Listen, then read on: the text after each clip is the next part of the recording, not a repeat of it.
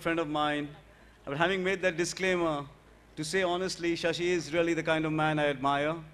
The kind of man who goes beyond the business of letters and pages and talking in drawing rooms to actually jumping into the mess of the world and engaging with it.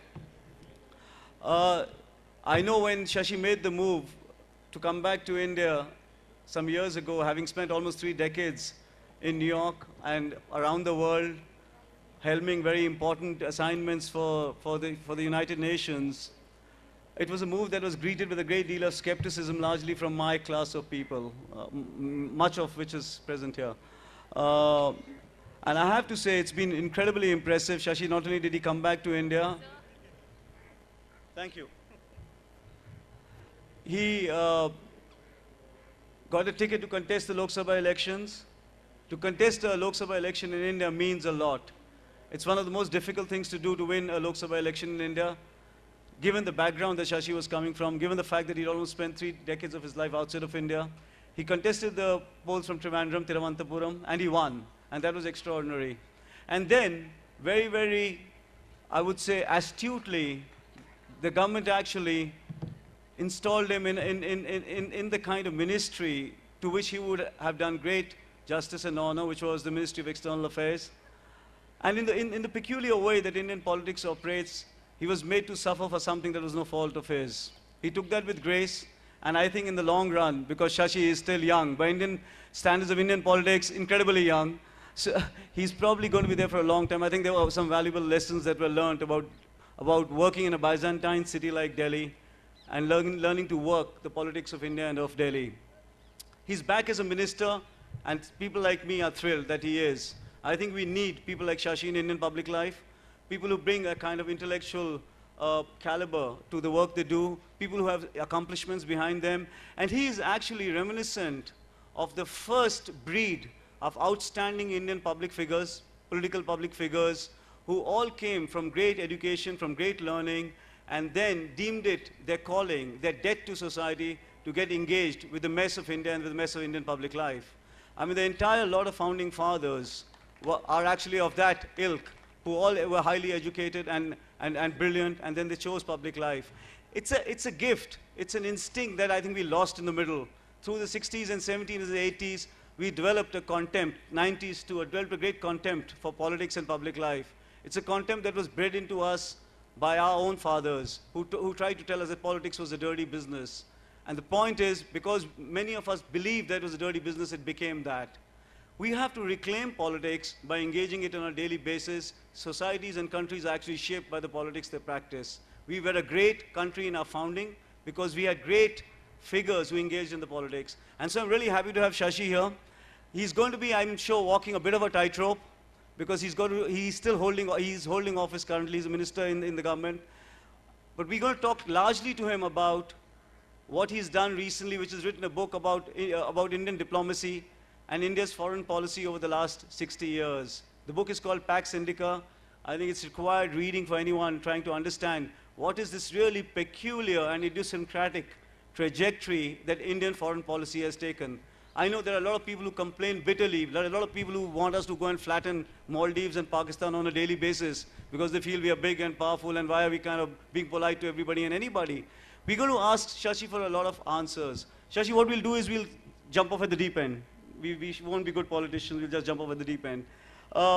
Even as I speak, there is a huge public outcry about something the Home Minister has said, Sushil Kumar Shinde, and that comes in the wake of the beheading of the soldiers on the borders. Now, our single greatest foreign policy challenge for the last 60 years has been, how do we deal with Pakistan, given the very complex nature of our relationship with them, the geographical positioning, the history. I just want you to tell all of us, one, historically, why have we taken the trajectory we've taken with Pakistan? And as we are where we are today, how is it that our foreign policy should actually be shaping itself to deal with the incredible sort of complicated mess of Pakistan? Fair enough, Tarun. First of all, thanks for the very generous words, and hi to all of you. It's great to see you here. I thought I'd take a picture of you and tweet it, but unfortunately the sun is shining right at us, and therefore all I'll get is a blank image, but it's lovely to see so many interested people here. On Tarun's question, let me start off, by the way, though I'm here as the writer of that book, Pax Indica, I am, as you know, now a minister, and so I have various restraints that I have to observe, including not saying anything that interferes in the work of another ministry. So please take any imprudent utterances on my part this afternoon as purely personal expressions of a personal point of view. Assume they were expressed before the 29th of October when I took this oath of office. But on Tarun's question, you know, I do believe we've had an existential problem with Pakistan, because indeed, as I've written in Pax Indica, really paraphrasing Voltaire on Prussia, our big challenge is that whereas in India the state has an army, in Pakistan the army has a state. And because the army has a state, the army's objectives, including its own aggrandizement, have played a rather large part in the way in which Pakistan has related to India. And a lot of Pakistan's policies towards India have been about keeping the pot sufficiently bubbling to justify the army's disproportionate share of Pakistan's national resources, its GDP, its government budget, and all of which, by the way, the Pakistani military is the #1 in the world in terms of any military's percentage of government resources commanded. So it really is, for us, a challenge, because we've got a civilian government to talk to very often, but we can never be entirely very sure that what they say to us, they're in a position to deliver or stick to, because they don't fully run the country. Now, this is part of the existential challenge. And then we've got the kinds of specific incidences. There's some this week, there's something else a few months ago, there'll be something else a few months from now. And we have to worry, as a responsible government, do we react to each individual thing that happens, irrespective of the larger picture? Do we somehow manage to hew to a broader strategic perception of what is our interest in Pakistan? Now, what is our broader strategic interest in any foreign policy? Basically, we have to understand that foreign policy must serve our domestic needs. And our overwhelming domestic priority is the transformation of India, the ending of our poverty, the pulling of millions of people out of deprivation and exclusion. That's what India is all about. Any government of India's first business has got to be that.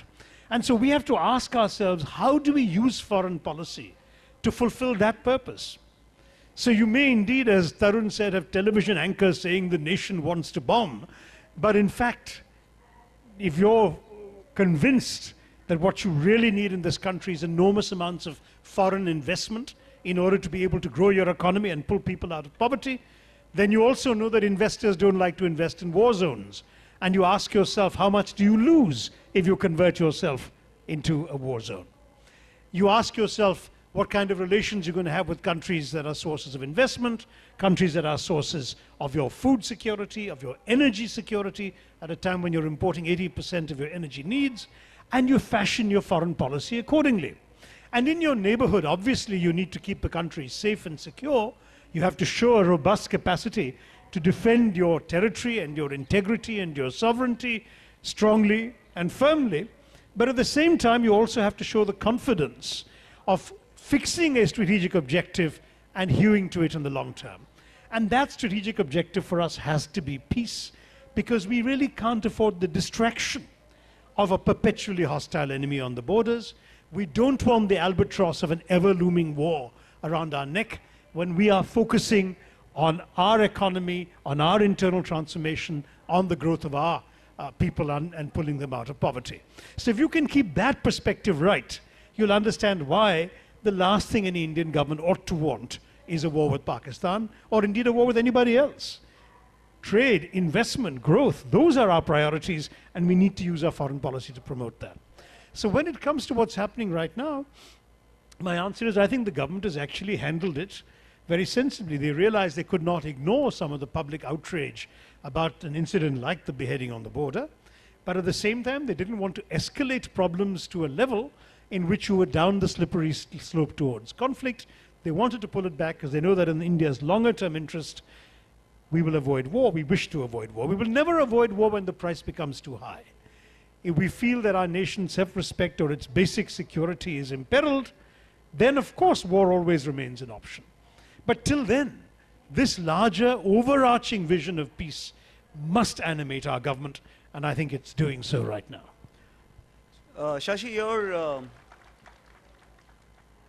your book wonderfully argues that the framing of all foreign policy today has to be around domestic concerns and domestic imperatives. Why is it then that the government, your government, the government of India, does such a poor job of explaining to its people, us, them, that these are the reasons why we are behaving in a particular fashion? Why is there this lack of communication, even about foreign policy, with its domestic, constituency? Well, it's tough, Tarun, not just in our country, in any country in the modern era, certainly in any democracy, where you've got multiple channels of communication, and anything you say to your own people is also heard by a foreign audience. Do you, for example, can a foreign minister or a defense minister appear to be signaling to a potential adversary that we are, that we're not either prepared or not prepared for war? Exactly. So there are things that one can explain. I mean, things I could say as an MP, or I guess that I'm saying to you today now because I have no formal responsibility for foreign policy or security policy, that a foreign minister or a defense minister might hesitate to say for fear of it being interpreted or misinterpreted or overinterpreted across the border. So these are some of the challenges when it comes to signaling in foreign policy.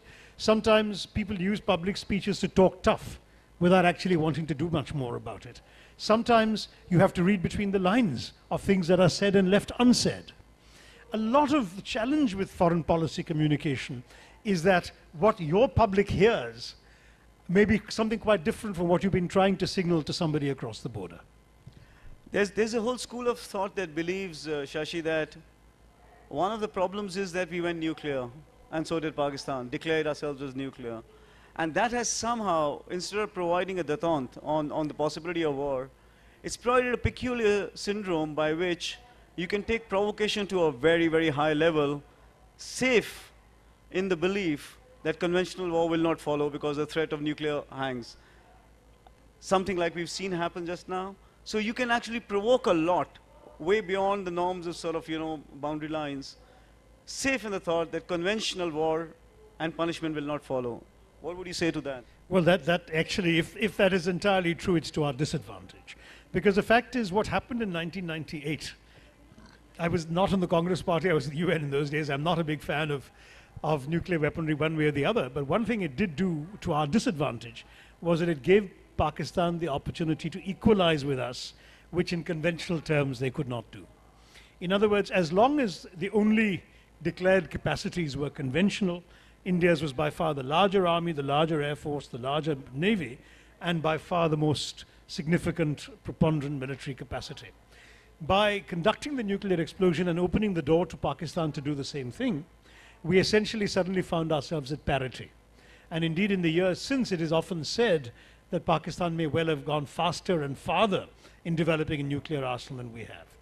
So suddenly we are at a disadvantage. We're no longer the bigger power, because in a real, crunch, if it really came to a nation's survival, they have means of destruction that are equivalent to the worst we have, and maybe more.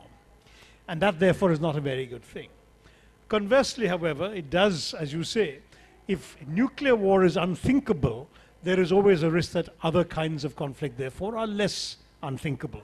And within a year after the blasts of '98, the Kargil adventure happened, where Pakistan felt emboldened to send soldiers in Mufti across the line, thinking that indeed there would be a limit to how far India could escalate in retaliation. What they overlooked was that India, without escalating, without crossing the line of control, was able to expel the intruders, and we were able to prevent it from becoming that sort of problem. But the next time, after the Parliament attack, when the then NDA government again put the forces on alert, they did not go farther for various reasons, one of which could well have been the perils of risking a nuclear conflagration. So my own feeling is that, by and large, both sides should not be thinking about war, nuclear or otherwise. I talked about why war is not in our interest. But objectively, war is not in Pakistan's interest either. They are assailed by innumerable internal problems. They have an insurrection, the so-called Pakistani Taliban, which has even hit their own military. You've had Rawalpindi GHQ and a naval base in Mehran being attacked by homegrown terrorists in Pakistan. You've got Shia-Sunni disturbances. You've got serious kinds of sectarian problems there. And of course, you've got the ongoing war in Afghanistan and the potential troubles on the western border. So from Pakistan's point of view, why should they want the distraction of one more conflict? Surely peace with India would enable them to focus on overcoming their other problems. And the economic advantages, there have been studies done by bodies like the Karachi Chamber of Commerce, which have actually established that Pakistan would gain enormously from normal trade patterns with India. That Pakistani consumers would benefit. Poor Pakistani consumers right now who are getting Indian goods shipped via Dubai, repackaged as made in the UAE and sold to them at 4 times the price, will get stuff cheaper directly from India. And Pakistani business people will get a huge market in this country for the goods they make that at the moment they can't sell easily here. So there are good arguments on both sides for peace. It's not only ours. But I would argue that, that if we go into the other logic, the logic that leads us down the path you hinted at, indeed, it would be unthinkable and not worth contemplating. Shashi, just try and disentangle for us, as we're playing it out now, there's this whole very romantic notion of the engagement with civil society. And you know, we all love Pakistanis disproportionately, all of us, you know, the ordinary Pakistani, you know, when we meet them, wherever we meet them. Is there a real value game in the whole civil society attempt? Or is it just something that is a complete sideshow with no inflection at all with the formal relationship that we have with Pakistan? No, I think the answer is somewhere in between. I actually chaired a debate, which I think was telecast on Headlines Today on the 10th of January, between debaters from India and Pakistan on this very subject, you know, where the civil society, the topic said, was the most important factor in making peace between our countries. And I think the answer lies in between, in the sense that I believe civil society is a factor. It's not irrelevant, but it's certainly not the most important factor, because governments still are the only institutions that can make peace. Civil society has its own limitations. They can hold candles at Wagah, they can conduct discussions in seminar rooms or at literature festivals, but they can't actually move armies, parliaments, or governments. And that's why ultimately they can help create conditions or help promote an atmosphere that's conducive for people to understand each other better and contemplate peace. But what they cannot do is actually deliver peace themselves. Before I ask you to forecast the next year or two's relationship, the trajectory of a relationship with Pakistan, with a lot of political upheaval going on there and at our end for, in the next year, we'll go back to a man both of us love, to Nehru, whose soul and shadow hangs over 60 years of Indian foreign policy. I mean, I'm not very clear when I read even your book, what was Nehru's position between 1947, or let's say 1950 and 1964, vis-a-vis Pakistan, where the foreign policy relationship was concerned? What was his thinking about it? We know he had great clarity about his positioning Indian foreign policy between the two poles, the Eastern Bloc, the Soviet Bloc, and the capitalist bloc, the American bloc. He wanted an equidistance between them. You present that very well in the book, on how he fundamentally understood that we couldn't risk, as a country coming out of 200 years of colonialism, we couldn't risk our own sovereignty, our own volition, in a situation where we became party to any of the two blocs. And we had to pretty much establish our own presence on the global landscape before we began to align with anyone. But it's not very clear what his attitude or what the seeds of his attitude to Pakistan and what a foreign policy should be was. Can you explain that? You know, give us yeah, he didn't take them very seriously, to be honest. I think he had a bit of contempt for the Pakistani state as he saw it, with all its deficiencies, its military coups, its short-lived governments.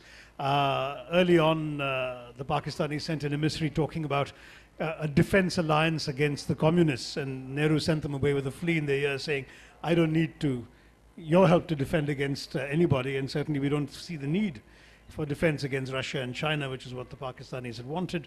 And then, of course, when Pakistan decided to join SEATO and CENTO, the Asian equivalents of NATO, Nehru, who was proud of his own self and the nation's independence and his own ability to make and his own decisions and the whole non-aligned approach, he really had contempt for Pakistan's decision to do that. So I have to say that I don't think he paid them much attention, but it should be pointed out that towards the end of his career, he did something extraordinarily generous towards Pakistan, which is to conclude the Indus Waters Treaty. We had actually no legal obligation at that point to share any of the Indus waters with Pakistan, but he knew that Pakistan was extraordinarily dependent on a reliable and predictable flow from the Indus for its irrigation in Punjab and so on. And he signed what was a very, very generous treaty, the Indus Waters Treaty of '61, in which Pakistan has been guaranteed a certain quantity of water, so that even if India conducts any dam construction and so on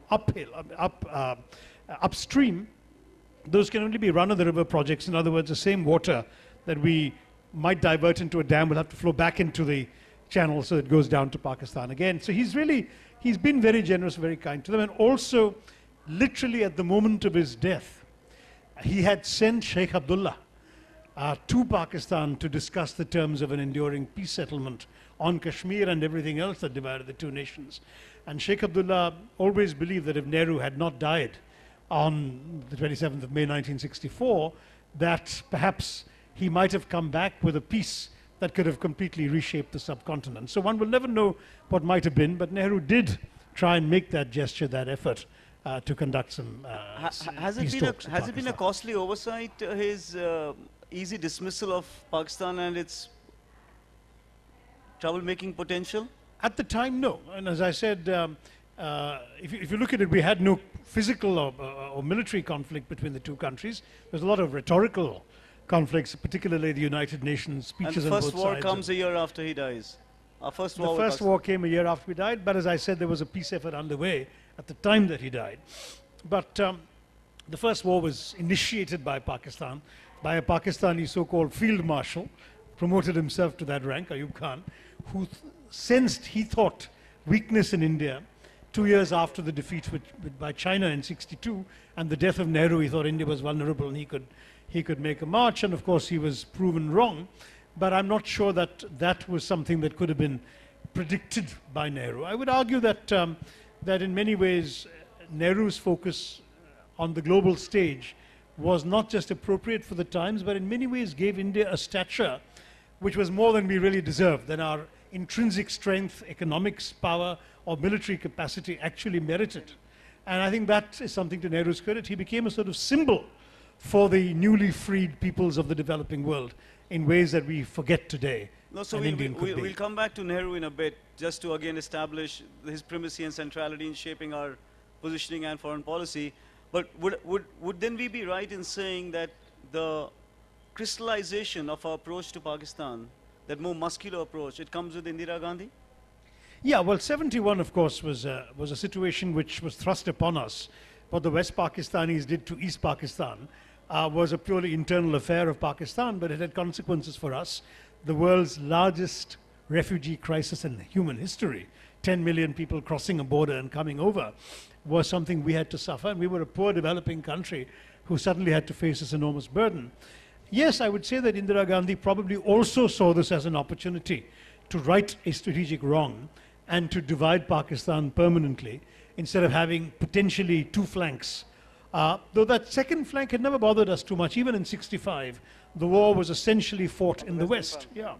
But nonetheless, I think it was seen as a strategic opportunity that she seized, but her principal motive was to undo a situation that India was going to be saddled indefinitely with 10 million refugees. So we first helped organize and support and finance and arm the Bangladeshi resistance, the so-called Mukti Bahini. And then when Yahya Khan was foolish enough to declare war on India, or jihad on India, we moved in and very decisively in 17 days overcame it. But even Indira Gandhi was quite generous in the terms of the Simla Accord. She was quite generous in the release of the prisoners of war. We had 93,000 Pakistani prisoners of war on Indian soil for 6 months after the '71 war. And they were in some ways a major bargaining chip. Many argued at the time that we should hold them until a permanent peace settlement was signed with Pakistan. in which Pakistan relinquished all claims to Kashmir and everything else, and we could move forward. But Bhutto managed to persuade Mrs. Gandhi that this would destroy any prospects of democracy in Pakistan, because his own position would become unviable if he signed such an accord. And so he ended up with a far better accord than a defeated nation had any right to expect, and the prisoners were released without any quid pro quo. So one could argue that Indira Gandhi was tough in 71, but rather generous in 72. Atal Bihari Vajpayee, another key figure in the last 60 years. How would you rate his interventions and his initiatives? Mixed. I mean, Vajpayee, as you all remember, took that famous bus journey across and made that historic speech. But then within months, or not very many months anyway, came the Kargil incursion, which sort of seemed to show up his naivete. Then after that, of course, we went into a deep freeze for a while with Pakistan. Then you had the attack on Parliament, and then we went on alert, and war seemed to be threatened. A couple of years later, he seems to be convinced that war is not a viable option, and then we have the peace offensive of 2003, 2004. So it's an up and down kind of thing. Do we see an adroit statesman, as the BJP would portray him? To some degree, yes. He didn't do anything reckless or irresponsible. But do we also see somebody who had to change his mind more often than once? Somebody who perhaps was guilty of a certain level of naivety at one point, but somebody who did in the end keep that larger picture in mind that I talked about at the beginning, why in the larger interest of India we needed to make peace with Pakistan. And one could argue that it was only by 2003, 2004, in the wake of 9/11 and the Americans going, all guns blazing into Afghanistan, that he finally had a viable peace partner in Musharraf. That before 9/11, Musharraf and the Pakistani military could not be trusted. By 2003, they needed to talk, they needed peace with India, and Vajpayee, it could be said, seized that moment. There's been a whole vast cast of characters helming both Pakistan and India over the last 62 years. If you were to pick one person who's had the maximum inflection on the state of affairs between India and Pakistan, would we say it would be General Zia-ul-Haq? Probably. Zia did a number of things that have had a long-lasting impact on us. The first is, of course, his Islamicization of the Pakistani military. Up to Zia's coming to power, the Pakistani military was still very much like the Indian military, trained in these colonial traditions, that whole Sandhurst, stiff upper lip, scotch in the evening, clean-shaven kind of military. And then it was Zia who brought in the beards and the bearded elements, even the ones who were clean-shaven but had a beard in their heads, you know. I mean, and that I think was a significant change in the nature of the Pakistani military. Second, he took advantage of the Soviet invasion of Afghanistan to pump a lot of American money into not just the Pakistani military, but into the creation of the ISI and into the irregulars, the Mujahideen as they were called at the time, who went on eventually to become the nucleus of all these militant groups and terrorist groups that the Pakistani military funded. The ISI was created in Zia-ul-Haq's year. It was created, I'm told, with some CIA advice and expertise, which it has since outgrown by all accounts. But that again is a Zia-ul-Haq legacy.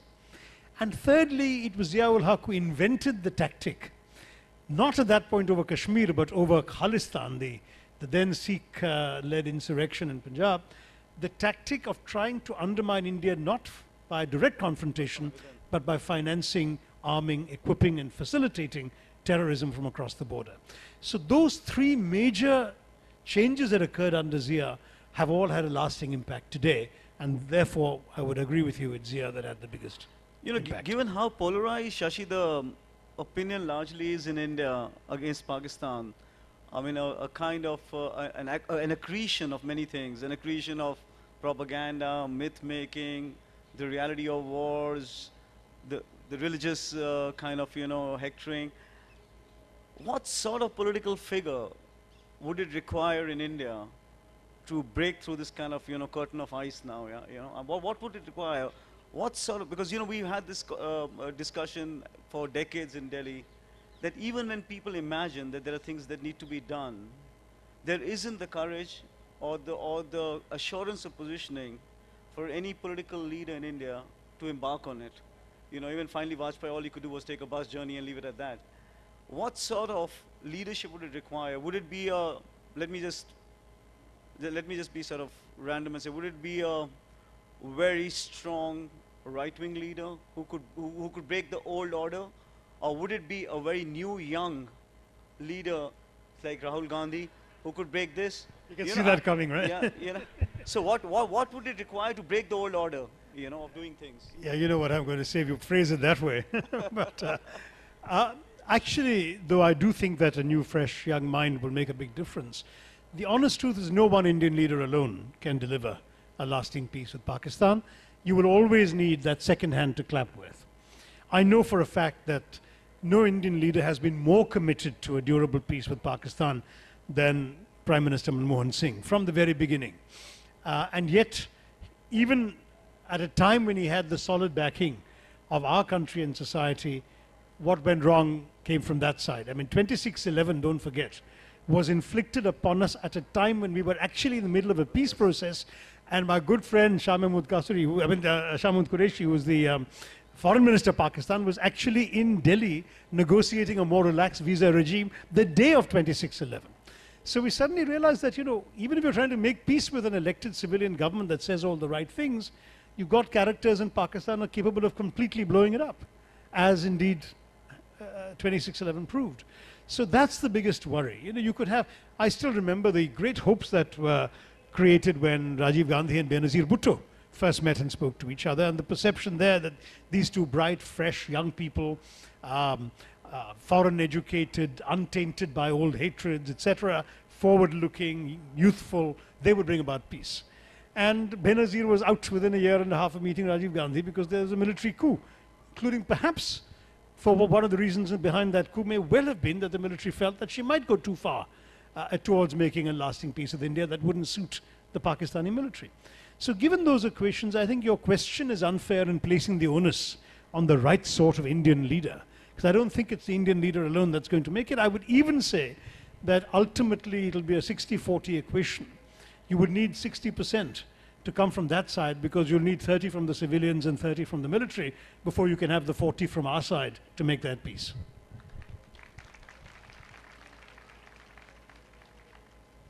The last question on Pakistan before we get off it. Do we then see ourselves in a kind of status quo for very many years to come, given that even the US, with all its kind of might and all its investment over time, political and financial, into Pakistan, has actually not been able to bend Pakistan to be another kind of country? Are we then doomed to be locked into this kind of really, touchy, prickly, bleeding, ugly relationship for a very long time to come? I hope not. I mean, there's one problem, of course, and that is that that we don't really know what the balance within Pakistan is going to be tomorrow or the day after in terms of military versus civilian rule and so on. But there are some interesting trends in that society in the last few years. There's definitely been an awakening of civil society. We saw it with the lawyers' movement that brought down Musharraf. We're seeing it now with this recent march in Islamabad. We've seen it with the rise of Imran Khan last year and the crowds of young people supporting him. There are some interesting changes taking place in Pakistan that bear watching. Secondly, you are seeing to some degree a declining influence of the military, especially as the amount of American money being pumped into their coffers has declined in the last couple of years, thanks to their own trying to run with the hare and hunt with the hounds that the Americans are finally wised up to. And third, you've also got, it seems to me, something that I can't quite put a finger on, but a sort of exhaustion within the political establishment in Pakistan, across the board, right, left, center, religious inclined, liberal establishment, whatever, with the whole process of indefinite hostility. I've been to Pakistan, talked to people. I sensed a sense of, we really need to get on with our lives. How long are we going to continue maintaining this conflict? Certainly the business community is now anxious to reap the fruits of normal trade with India in the 21st century. There was a gentleman whom I don't know, the famous Maulana Fazlur Rahman, who made a statement last year saying that the urgency of saving Kashmir now must take second place to the urgency of saving Pakistan. Now, when a right-wing political / religious leader says a thing like that, that is a shift in the discourse. You're seeing younger op-ed columnists writing in the papers saying, why should Kashmir want to join us? It's Pakistanis saying, why should Kashmir want to join us? They're so much better off with India than with us. And these are unthinkable thoughts being expressed. So that subtle shift that one is seeing in the Pakistani discourse gives me sort of straws of hope that maybe there will be grounds for possible accommodation. But you know, with Pakistan, we've all smashed our crystal balls a long time ago. There are two other sort of beasts in our front yard, yeah? China and the US. So let's talk a bit about China. Do you think that to some degree, Nehru in the 50s was not too off the mark in imagining that we should have a great sense of brotherhood with China, which in a way goes back pretty much into 2 millennia or more? What went wrong with China at that point in the 1950s? Historically, explain that to us. What went wrong, resulting in the 62 war? Because I have heard now that we're able to look back at our own history, that maybe it was not China that initiated that conflict, but there were some misgivings on our part, or some errors on our part that actually led to that conflict. What's the story on that 1950s, 60s with China? That'll be a very long conversation, though. I'm going to try and give you the short version.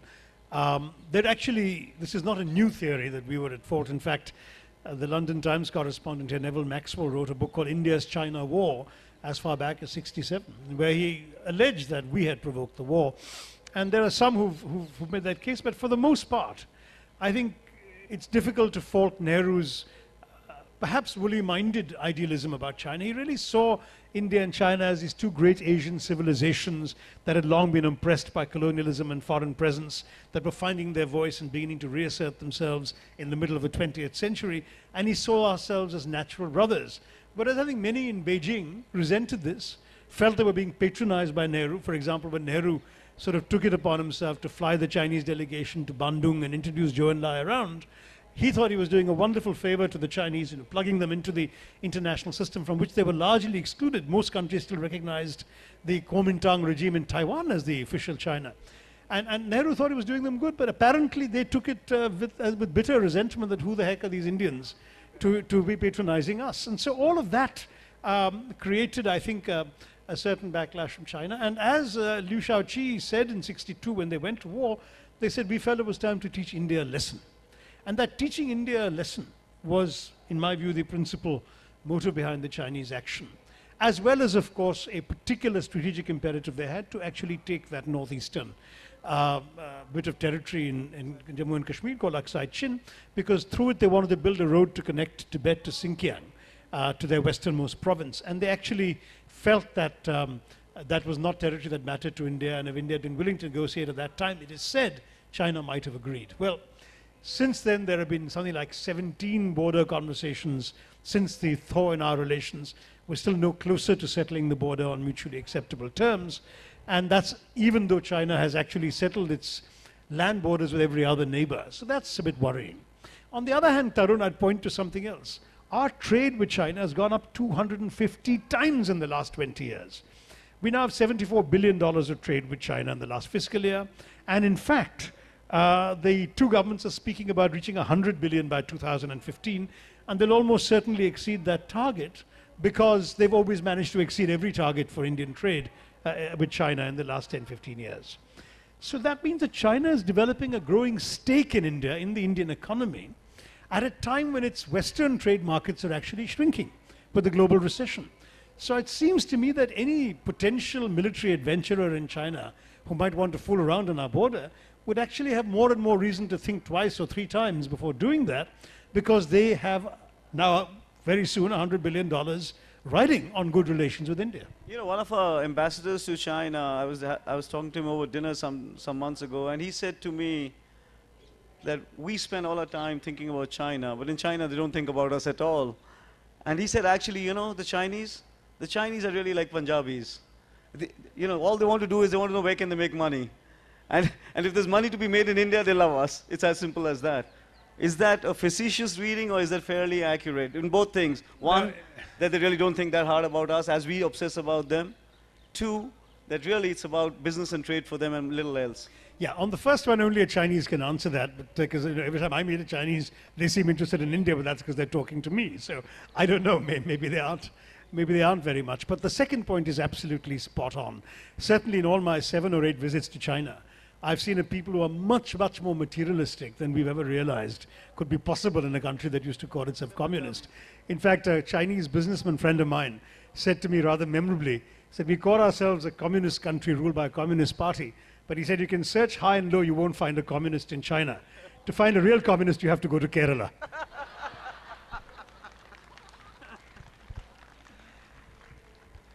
The US, okay, we are running out of time, so we'll put China aside for the moment. The US, our great obsession with the US, you know, that old famous thing, you know, even when we hated them, it was Yankee, go back home, but take us with you, you know. I mean, so this great personal obsession with America and the possibilities of America. I'm actually going to ask you a slightly more complicated question to understand what you feel about it. You know, you and I are part of a generation that grew up actually with a great deal of animus towards Indira Gandhi, because we felt she was, in a sense, the architect of the emergency, and she had this whole kind of a deceptive sleight of hand of the foreign hand, which allowed her to get away with a lot. We've seen a lot of declassification of the CIA papers in the last 10 years. Many of these declassified papers seem to suggest very clearly that the CIA was very, very routinely involved in destabilizing democracies across the world, especially in Latin America and Asia.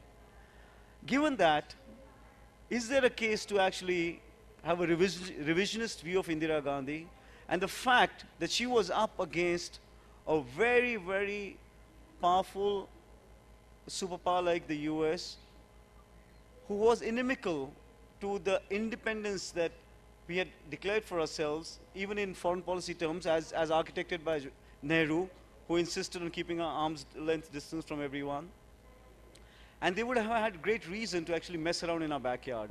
And I'm told now, as I talk to people who knew Mrs. Gandhi at that time, that she often lived in fear of being actually assassinated by the cohorts of some foreign agency or the other. And that was a true fact. Is there a case for the fact that she lived in real alarm about the CIA's likely interventions in our backyard? They were in Pakistan, but also in India. And therefore, a lot of her actions at that point were dictated by that, one. Second, were we in a sense actually fortunate that we had somebody like Indira Gandhi, who happened to be Nehru's daughter, a great global statesman's daughter, and therefore had the self-assurance to actually stare down the likes of Nixon and Kissinger and keep us as who we are? Yeah, it's a complicated question to which there isn't a simple answer. I certainly have revised my own views of Indira Gandhi since those days, and I do have enormous respect for what she did in '71. There's no question that it was a very sure-footed, visionary, confident and tough leadership that gave us the biggest strategic and diplomatic triumph in contemporary Indian history that '71 represented. But on this question of what many have at that time called her paranoia about the CIA and so on, there's really nothing in any of the declassified materials that have come up in the last few years. And you know, the documents of that period have only just begun to be declassified in the last decade. There's nothing that suggests any active campaign to destabilize the Indian government, because even though they didn't like her, and they never hid their dislike of her, and Kissinger and Nixon have been revealed as having said some very unparliamentary things about her in their private conversations, nonetheless, they did not particularly seem to see it in the US interest to bring the Indian government down, or the Indira Gandhi government down, nor was there any major effort to prop up an alternative or anything like that. So it's difficult to allege that there was any such intention. But let me go beyond '71 to 2013, because what we're seeing with the US today is actually an unusually interesting relationship, where the things that are holding the Indian and the US up together are an extraordinarily compatible worldview, that we really don't disagree on anything fundamental. Where we disagree, we've been able to disagree with respect, such as on Iran, for example, where the US, or some elements in the US, might want more out of us than we're prepared to give. They might want an India that perceives itself as an effective counterweight to China, and we feel we have our own logic in our relations with China, and we don't want to play anybody else's game. But at the same time, with enough respect mutually for the way we're moving forward. And the whole thing underpinned by a level of people-to-people contact that is quite astonishing, thanks in no small part to the over 3 million Americans of Indian descent who are influential in the American political space, who are big donors, big fundraisers, big campaigners, and even big candidates. 2 of America's 50 governors are Indian Americans. So with all of that, India is in a different place now in its relationship with the US than it's ever been. And I think we can actually afford to be a little relaxed about the Indo-US relationship for the foreseeable future, because all these factors cannot change overnight. But Tarun, if I may just make a larger point going beyond the US, one thing that's interesting about the way, I mean, in my book, Pax Indica, India and the World of the 21st Century, I actually argue that we've now got to a stage where we can think beyond non-alignment. See, we're living in a world in which really the metaphor is that of the World Wide Web of the internet era. A metaphor in which really countries are linked together in networks, in a variety of network relationships, in different configurations and combinations for different purposes. So that we in India can belong to both the G77, which is the global trade union of developing countries of the UN, and the G20, which is the global management. That we can belong simultaneously to the non-aligned movement, which reflects our colonial history and our, if you like, our anti-Western chip on the shoulder, and also to the community of democracies, where we are alongside the very Western countries whom we've railed against the non-aligned movement. Every year the Indian foreign minister gets together with Russia and China in an annual meeting called RIC. Then we add the Brazilians and the South Africans and we have BRICS. Then we take out the Russians and Chinese and we have IPSA for South-South cooperation. But then we add the Chinese and we don't put the Russians and you have BASIC for environmental negotiations. And India is the only country that belongs in all of these combinations, and not merely because our name begins with that very useful element in any acronym, a vowel, but because we actually have a useful role to play in all of them, and because these are all legitimate ways of pursuing our interests as a country. This is why I've suggested in the book, somewhat irreverently, that we've perhaps entered an era of multi-alignment. Now, our Foreign Service doesn't like that term, so it's not going to get much traction. But I'm arguing essentially for a world of multiple relationships. And in the 21st century, I think India should leverage these relationships to play a larger and more profound role on the global stage. In everything from outer space to cyberspace, we have expertise, technological capacity, and the ability to make a difference. We ought to start doing that. There's lots of more stuff to talk to him about. There's Myanmar, there's Sri Lanka, there's the whole question of has our moral authority in international affairs slipped? These are arguments that go on all the time. But we've run out of time. They've been waving madly. We're going to open it to the audience for a couple of questions very quickly. Does someone have a mic? Yeah, will you? Yeah. Just make it a question and make it short, yeah? Yeah. I have two questions. Make it one. Okay.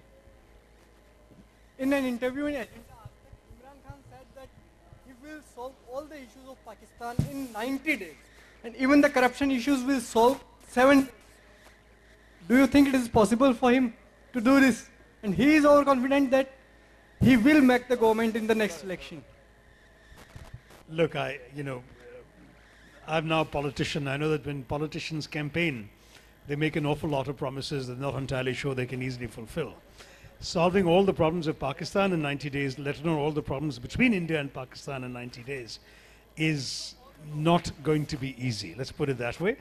Obviously, we wish him well if he does well. I actually know Imran personally. I consider him a friend. I think he's got tremendous talent. He's a great orator. He's got vision for his country. But whether he's going to win is the first question. And if and when he wins, whether he can tackle so much in such a short time remains to be seen. Will you just speak into the mic? Will you please speak into the mic? By the time Parvez Ashfaq retires,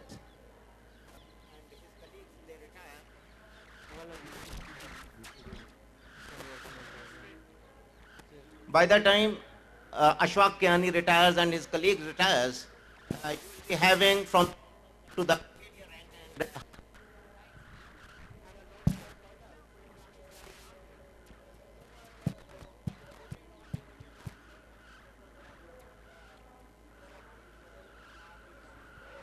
Okay, we are having. Can you hear him? No. Yeah, his question was about the time the present leadership of the Pakistani military retires, you'll have a lot of colonels coming up who were recruited in the Zia era. Is that a worry for India? Yeah, I mean, that's already happening, and frankly, given what has already been done by the Pakistani military and the ISI, and after the experience of 26/11 and so on, it's difficult to imagine things can already be much worse than they have been in recent years. Just one question. Just want to know, how can India overcome the general perception, both global and domestic, of it being completely a soft state, completely inept and clueless about how to deal with cross-border aggression as against a country like Israel, and how aggressively they've dealt with Hamas-occupied Gaza? Well, first of all, I'm not sure that is a generalized perception around the world or anywhere else, but since you say it, let me point out that the political reality of both India and Israel is extremely different.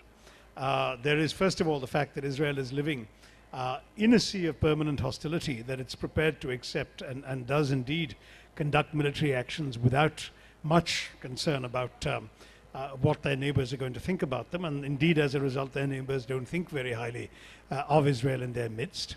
Second, that the power equilibrium between Israel and, say, Gaza is so disproportionate that it would be the equivalent of us being 100 Indias against a Pakistan. We don't have that kind of equilibrium. We're facing one of the world's largest, most powerful armies and a nuclear power to boot. So the more important issue, as I've said, is that some sort of military response a la Israel might give you short-term gratification. But the fact is that once the bombs have been dropped, you'll have to live with the consequences. The consequences include the end of any viable peace process, the risk of having essentially eliminated the prospect of any constituency for peace within Pakistan, because everyone will have to rally around the flag if they're being bombed by India. Third, you will have created hostility that will drive away investors and other people from your own economy, so you will essentially be plunging your own economy into trouble, affecting your own balance of payments, affecting your own current account deficit, affecting your own people's future. And all for what? Will you have actually solved the problem with the kind of bombing raids Israel has conducted? Will you in fact have suddenly resolved Pakistan's issues with India overnight? It's very difficult to claim that you need some sort of robust military action, because very often the more effective, tough-minded action is the non-military one. I think, for example, the way we conducted ourselves after 26/11, which was to resist all the calls for carpet bombing from certain television anchors and so on, and to instead put heavy diplomatic pressure on Pakistan, work with other countries, like-minded countries, isolate the extremist elements there, have actually given us many years of peace thereafter, which I'm 100% sure a bombing campaign would not have. Can I also ask, Shashi, that the Nehruvian shadow, that along with the muscular and the pragmatic, you also have to play in the moral, still is part of our guiding policy? It is there, but it's not the be-all and end-all. I mean, if it were, 71 wouldn't have happened. We are proud of the Gandhian heritage. We are proud of the way in which we've conducted ourselves as a country in world affairs. But we are not, I'm afraid, a pacifist. We wouldn't have developed nuclear weapons. We wouldn't have the world's, one of the world's largest armies. We wouldn't have the kind of military capacity we have if we were completely unwilling to use it Tarun sir. when we need to. Tarun sir. Sir, I would like to ask a question to Tarun sir. मैं आपसे जानना चाह रहा था Tarun sir Tarun Somebody has a mic there. Will you just let him ask the question? Hello sir ये वसुधैव कुटुंबकम की जो भारतीय संस्कृति है ये हमारी फॉरेन पॉलिसी में कितना महत्वपूर्ण रोल अदा करती है I would like to know The world is a family. Yeah, well, the world is a family. That's why we're very major and active members of the United Nations. That's why we have been trying to do a great deal, for example, through our contribution of Indian troops for international peacekeeping operations. Why is it in the interests of India to have its own soldiers risk their lives in places like Congo or the Golan Heights? It is so merely because we do feel a commitment to global peace and justice around the world, and that's why we are active players in that. So yes, it is relevant to our foreign policy. You know, we've run out of time. Burma? The questions on Pakistan and China will go on. I just want to say that one of the things that Shashi lost his job the first time around for was his tweeting, and it wasn't taken pleasantly, his sense of humor and his playfulness with Twitter and with tweeting. I think the great triumph for Shashi is going to be that I anticipate one of these days the Congress party will be actually knocking at his door to ask them to teach them all tweeting, now that they've decided social media matters a lot. So Shashi is probably going to be tweeting you all off right away on Twitter. Thanks for being here. Thank you very much, Shashi, for the very eloquent and articulate all. Thanks, explanation for everything. Thank you.